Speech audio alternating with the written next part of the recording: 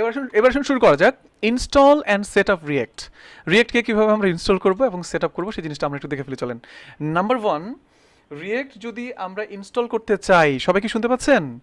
যদি আমরা react install করতে চাই তাহলে প্রথম কাজ হচ্ছে আমাদের আসলে যে কোনো জায়গায়, আমাদের অ্যাপ্লিকেশনের যে কোনো জায়গায়, প্রজেক্টের যে কোনো জায়গায়, যেমন আমাদের হচ্ছে আপনার অনলাইন ক্লাস, এ হচ্ছে আমাদের, চলে গেলাম MERN, চলে গেলাম এখানে হচ্ছে আমাদের এগুলো সব বাদ দিয়ে দিই আমরা, কারণ এগুলো আমাদের আর লাগবে না। আমি এটাকে হচ্ছে আপনার কি করবো, এটাকে আমি ফেলে দিচ্ছি আর কি, দরকার নেই আমার। এবার এখানে আমি চলে আসলাম, এখানে এসে আমি হচ্ছে রিয়েক্ট জেস, ঠিক আছে, সরি হ্যাঁ, রিয়েক্ট জেস এর আমাদের পার্টটা শুরু হচ্ছে আসলে। সো এটার ভিতরে গিয়ে ধরেন আমরা রিয়েক্ট প্রজেক্ট, আমরা এইভাবে নামটা দিই, তাহলে আমাদের জন্য ভালো হবে। এই ফোল্ডারের মধ্যে আমরা আমাদের রিয়েক্টের যত রিয়েক্ট অ্যাপস, মানে রিয়েক্টের যতগুলো প্রজেক্ট আমরা বানাবো সব এই ফোল্ডারের মধ্যে আমরা বানাবো, এই চিন্তা ভাবনা করছি আমরা। বুঝতে পারছেন তো সবাই নাকি? সবাই কি বুঝতে পারছেন সবাই? সো একটা ফোল্ডার বানাবো, এই ফোল্ডারের মধ্যে আমি আমার প্রজেক্টগুলোকে, আমি যতগুলো প্রজেক্ট বানাবো সবগুলো প্রজেক্ট আমি এই ফোল্ডারের মধ্যে আসলে আমি নিয়ে আসবো আর কি। সো আমাদের প্রথমত রিয়েক্ট নিয়ে কাজ করার জন্য আমাদেরকে একটা ফোল্ডার বানাইতে হবে। আমি ফোল্ডার বানাই ফেললাম অলরেডি, দেখেন, ঠিক আছে। আমার হচ্ছে একটা ফোল্ডার বানানোর পর আমার সবগুলো প্রজেক্ট আমি এখানে রাখবো। অবশ্যই রিয়েক্ট জেএস নিয়ে কাজ করার জন্য এটা অলরেডি আমরা সবাই জানি যে আমাদের নোট জেএস এর একেবারে লেটেস্ট ভার্সনটা কিন্তু আমরা ব্যবহার করব, এই ব্যাপারে কিন্তু কোনো ছাড় নাই। মানে নোট জেএস এর লেটেস্ট ভার্সনটা আপনি ব্যবহার করবেন, যেটা রিকমেন্ড আপনাকে করা হয়, ঠিক আছে। কেন নোট জেএস এর লেটেস্ট ভার্সনটা আমরা ব্যবহার করব? কারণ প্রতিনিয়ত কিন্তু রিয়েক্ট আপডেট হচ্ছে। যেমন রিয়েক্টের 17 ভার্সন এখন চলছে, খুব তাড়াতাড়ি আমরা 18 ভার্সনটা পেয়ে যাবো। 18 ভার্সন আসবে মানেই তখন নোট জেএস এর নতুন যে ভার্সন, সেই ভার্সনের সাপোর্টটা কিন্তু আমাদের লাগতে পারে। আমরা স্টেবল ইউজ করবো, নট আমরা, হ্যাঁ, স্টেবল ভার্সনটা ইউজ করবো আমরা, কিন্তু রিয়েক্টের ওই যে ওইটাও ইউজ করা যায়, বাট রিকমেন্ড করা হয় স্টেবল ভার্সনটা ইউজ করার জন্য আর কি। এবং অবশ্যই আমরা তো নোট জেএস ইউজ করবোই, নোট জেএস ইনস্টল করে ফেলবো আমরা। নোট জেএস ইনস্টল করার পর অবশ্যই কিন্তু আমাদের npm এমনি চলে আসে, আমরা জানি npm এর নোট জেএস এর সাথে হচ্ছে মানে অ্যাটাচ করা, কিন্তু ইয়ার্নটাও কিন্তু আমরা নিব, কারণ ইয়ার্ন হচ্ছে কাদের?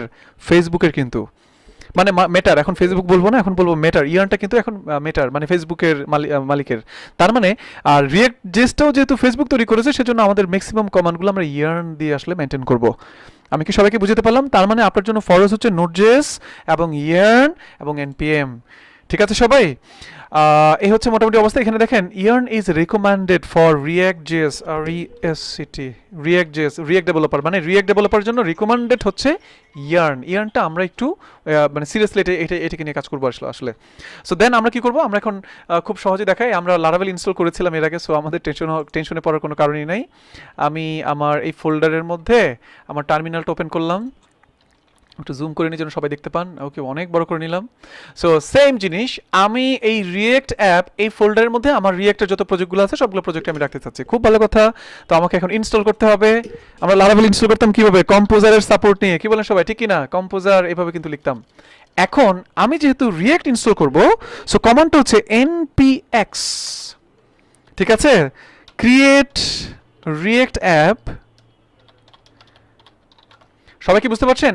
npx, খুব ভালো কথা। npm আমি বলছি x মানে হচ্ছে এক্সিকিউট, মানে সে সরাসরি আমাকে এক্সিকিউট করে দিবে, তার মানে এই কমান্ডটাকে সে রান করে দিবে আসলে।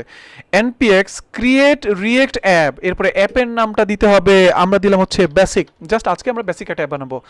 খুবই খুবই খুবই খুবই সহজ একটা কমান্ড, দেখেন সবাই কি দেখতে পাচ্ছেন? Just npx create react app, এটা কমন, আপনি যে কোনো জায়গায় এটা মানে এটাই দিতে হবে, ক্রিয়েট রিয়েক্ট অ্যাপ কমান্ডটা দিতে হবে আপনাকে। দেন আপনার প্রজেক্টের নাম দিবেন, আমি বেসিক নামে একটা রিয়েক্ট অ্যাপ্লিকেশন আমি এখানে তৈরি করতে চাচ্ছি আসলে। এন্টার দিব।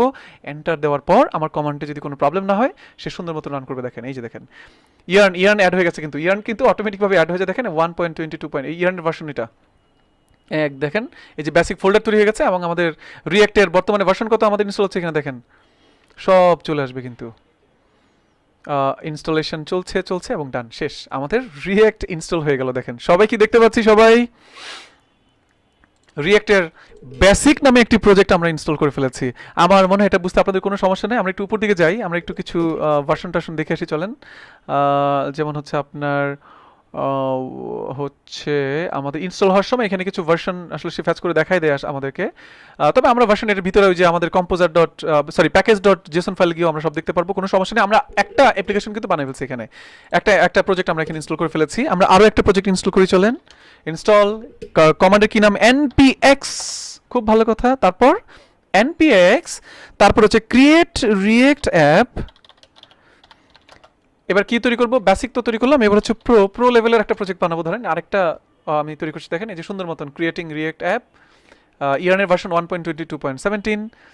এখানে যখন রিয়েক্টটা ইনস্টল হবে তখন এর ভার্সনটা কিন্তু দেখায়, দেখেন এই যে ওয়েট হচ্ছে, এই দেখেন এই যে রিয়েক্টের ভার্সন কত এখানে দেখাচ্ছিল আসলে, যাই হোক এটা ইনস্টল হয়ে যাচ্ছে 17 সামথিং এরকম একটা শো করে কিন্তু। আচ্ছা আমাদের দেখেন এই যে পুরা শেষ আমাদের কাজ,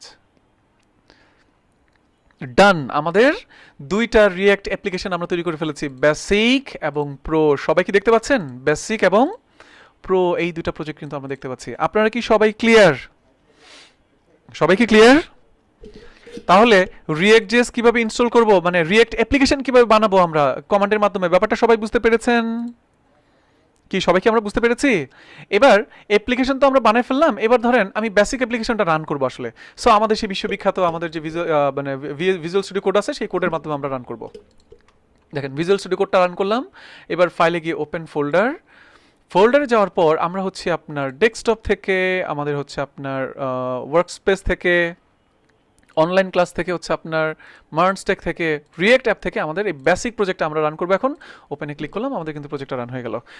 সবাই কি ব্যাপারটা ক্লিয়ার? এই দেখেন একেবারে মানে লারাভেলের মতনই বলা যায়, বাম পাশে আমরা কিছু ফোল্ডার দেখতে পাচ্ছি, কিছু ফাইল দেখতে পাচ্ছি। আমরা আস্তে আস্তে সবগুলো জানবো এবং আমরা দেখতে পাচ্ছি আমাদের কিন্তু সবগুলো জিনিস চলে আসছে এখানে। সবাই কি দেখতে পাচ্ছেন সবাই? তাহলে রিয়েক্ট অ্যাপ্লিকেশন ইনস্টল করা আমরা করতে পারবো না, রিয়েক্ট অ্যাপ বানাতে পারবো না? সবাই কি বুঝতে পারছেন? সবাই কি ক্লিয়ার? এই দেখেন বেসিক এবং প্রো। এবার এই বেসিক প্রজেক্টটা তো আমরা তৈরি করে ফেলেছি, খুব ভালো কথা। এবার এই বেসিক প্রজেক্টটাকে আমরা রান করব। মনে রাখবেন আপনি এই মাত্র রিয়েক্ট অ্যাপ্লিকেশনটাকে আপনি আপনার সিস্টেমে ইনস্টল করেছেন, খুব ভালো কথা, মানে নিয়ে আসছেন আপনার জরুরি ফাইল, নেসেসারি ফাইল সবগুলো কিন্তু চলে আসছে। এবার এই অ্যাপ্লিকেশনটাকে রান করতে হবে, এটা অনেকটা পিএইচপি আর্টিসান সার্ভের মতন লারাভেলের। আমি টার্মিনালটা ওপেন করি, আমি এভাবেই যাই।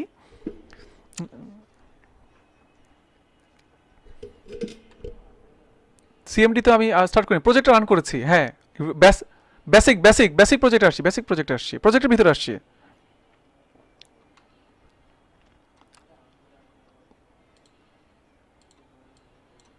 কোন কমান্ড?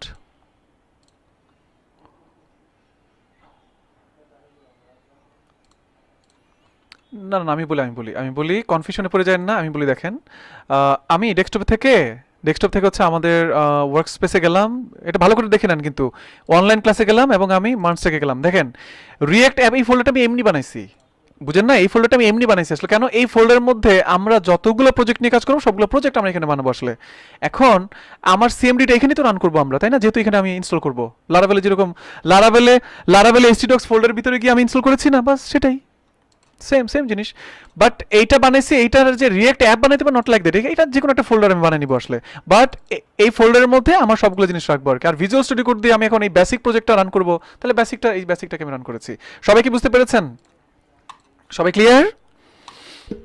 সবাই ক্লিয়ার তো নাকি? কিন্তু এখনো কিন্তু আমার ব্রাউজারে কিন্তু আমার রিয়েক্ট অ্যাপটা কিন্তু আসে নাই, বা আমার এই প্রজেক্টটা কিন্তু রান করে নাই। রান করার জন্য আমরা কি করব? জাস্ট টার্মিনালে যান, আমরা হচ্ছে ক্লিক করলাম, এই যে টার্মিনালটা ওপেন করি, নিয়ে ওই যে অলরেডি টার্মিনাল চলে আসছে। তো আমরা এখানে কি লিখবো? পিএইচপি আর্টিসান সার্ভ লিখবো লারাভেলের মতন? নো, আমরা লিখবো ইয়ার্ন স্টার্ট। বুঝতে পারছেন? আমি একটু বড় করে নেই যেন একটু, ওকে এখন ঠিক আছে। দেখেন আমরা কি লিখলাম এখানে, সবাই বলেন তো দেখি। সবাইকে দেখতে পাচ্ছি ইয়ার্ন স্টার অথবা এনপিএম স্টার। ইয়ার্ন স্টারই লিখতে পারেন, নট লাইক দ্যাট, আপনি এনপিএম স্টারও লিখতে পারেন। বাট আমি আগেই বলেছিলাম যে আমাদের রিয়েক্টের ম্যাক্সিমাম কাজে আমরা ইয়ার্নের হেল্প নিব আসলে। সো আমরা এখানে ইয়ার্ন স্টার্ট লিখে দিই, ইয়ার্ন স্টার্ট। এই স্টার্ট করে দেওয়ার পর এখন দেখবেন অটোমেটিকভাবেই আমাদের কিন্তু ইয়ার্ন এর সার্ভারটা, মানে এই যে আমার রিয়েক্ট জেএস এর প্রজেক্টটা চলে আসবে এবং দেখতে পাবেন যে সুন্দরভাবে আমাদের রিয়েক্ট জেএস ইনস্টল করাও শেষ এবং রিয়েক্ট অ্যাপটাকে কিন্তু আমরা এই যে রান করে ফেলেছি। দেখেন এতটুকু পর্যন্ত কি সবাই বুঝতে পেরেছি? আমরা সবাই বুঝতে পেরেছেন তো নাকি? Okay nice. কারো কি কোনো সমস্যা আছে এতটুকু বিষয় নিয়ে? সবাই একটু বলেন তো দেখি। ফার্স্ট আমরা একটা ফোল্ডার বানিয়ে নিব, নাম্বার 1 ফোল্ডার বানিয়ে নিব। নেক্সট ইনস্টল আপনার আগে নিশ্চিত হইতে হবে লেটেস্ট ভার্সনে নোড.js আছে কিনা, ইয়ার্ন এবং npm টা ইনস্টল করা আছে কিনা। অবশ্যই ইয়ার্নটা রিকমেন্ড করা হচ্ছে। দেন আমাদের npx create react app name, আমাদের অ্যাপ নেমটা দিব। আমরা বেসিক নামে একটা অ্যাপ তৈরি করেছি এবং আমরা কি করেছি, আমরা আসলে বেসিক নামে একটা অ্যাপ তৈরি করেছি এবং আমরা একটা আপনার ওই যে প্রো নামে একটা অ্যাপ তৈরি করেছি। দেন আমাদের কি করতে হবে, ওই ডিরেক্টরির ভিতরে যেতে হবে। আমাদের এই কাহিনীগুলো লাগবে না আসলে, কারণ আমরা আমাদের ভিজুয়াল স্টুডিও কোড দিয়ে তো সেই ডিরেক্টরির ভিতরেই যাই। কি বলেন সবাই? ভিজুয়াল স্টুডিও কোড দিয়ে আমরা তো সেই ডিরেক্টরির ভিতরেই চলে যাই নাকি, সবাই কি বলেন? এরপরে গিয়ে টার্মিনালে গিয়ে আমি শুধু বলবো যে npm yarn start, সাথে সাথে কিন্তু আমার প্রজেক্টটা ব্রাউজার দিয়ে স্টার্ট হয়ে গেছে। দেখেন এতটুকু পর্যন্ত আপনারা কি সবাই ক্লিয়ার? Okay nice. এবার আমরা আমাদের নেক্সট স্টেপে চলে যাব। নেক্সট স্টেপটা হচ্ছে আমাদের এখন react app structure, file and folder structure, এই বিষয়গুলো নিয়ে আমরা এখন ব্যাপক পরিমাণে কথা বলবো। চলেন শুরু করা যাক। তার আগে ভিডিওটা আমরা সেভ করে নিই। এতটুকু আপনারা নিজেরাই আসলে পারবেন। তো আপনারা একটু নিজেরা এখন কি করেন, মানে আমি আপনাদেরকে 5 মিনিট সময় দিচ্ছি, আপনারা নিজেরা এখন একটু ইনস্টল করে ফেলেন এখনই। ঠিক আছে, আমি ভিডিওটা সেভ করছি।